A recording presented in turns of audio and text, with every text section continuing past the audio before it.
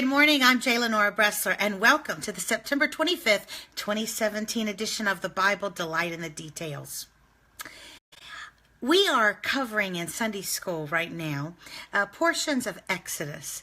And if you're like me, and you've been in the church a long time, maybe you've been a Christian all your life, you have studied Exodus a lot. And you know, if you are at all like me, sometimes when I come across a passage that I have studied my whole life, I can be a little disappointed because I can think, you know, what in the world more is there to say about this? If you are responsible for teaching it, you can say, what more can I bring to this that has not already been said? I get bored very easily, as some of you know, and I don't like to repeat things. And so, I look at things and I sometimes say, been there, done that, bought the t-shirt, own the t-shirt factory. But with the Bible, one of the things that I am constantly amazed at, and frankly, when I'm ever asked, why do you believe that the Bible is true? One of the things that makes me believe that it is true and that it really is the Word of God is its amazing ability to reveal new things to you, no matter how well you think you know something, and no matter how many times you've studied it or how many times people have talked to you about it. I am an English literature major. That is my thing. And I appreciate great works of literature. And I know that with great works of literature, you can talk for hours and hours, and many, many books can be written about those great masterworks. I understand that. But I have never, ever seen any piece of art, whether it is literature or sculpture or art, visual arts or performing arts. I've never seen anything that can't at some point be exhausted, where finally all has been said. There does come a point, even with the best of artwork, where there's just nothing left to say, really. But that is not true of the Bible. And there is a supernatural quality to that. That is amazing. And if nothing else, frankly, that tells me that there is something literally out of this world about the book that we know as the Bible.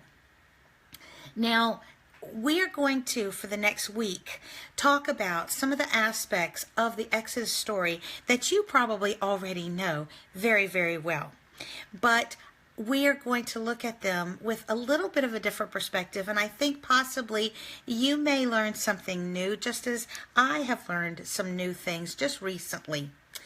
And so I hope you'll keep that in mind. Also, I want to teach you a word. If you're not already familiar with this word, it's a word that I use a lot in my teaching, but it also is very important in understanding the Bible, and that's the word extrapolate. To extrapolate something means to take it out of its original context and apply it to something else. If let's say that you look at something in my life and you say, well, that's a good lesson of how to do something or how not to do something. And then you apply it to your own life. You have extrapolated that. And it's a word that I think is particularly important in biblical study because, yes, I do believe that the Bible is history, and I do believe that the details are an accurate rendering of what truly happened. And so, yes, it is an honest account, but why are we given all of that? Not just for our entertainment, not just to make us smart, but and not just as a recording of actual events, but it's so we can extrapolate those into our own lives. And one of the things that, as we start this multi-session series on Exodus, and particularly on Moses, we should all keep in mind, whenever you read the Old Testament, you should always be extrapolating these lessons, these stories to yourself. But also, sometimes you should be extrapolating them to Jesus Christ, because all of the Old Testament points in some way toward the work of Jesus Christ, the need for him, and then his work. And indeed, some personages in the Old Testament are precursors, harbingers, shadows of the things to come.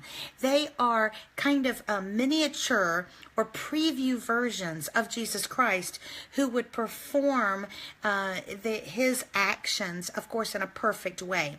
One of those people is Moses. Others would be Joshua, Samuel, David, and Solomon, among others. So you want to always look at these great personages and ask yourself, what am I to extrapolate from their story to Jesus Christ?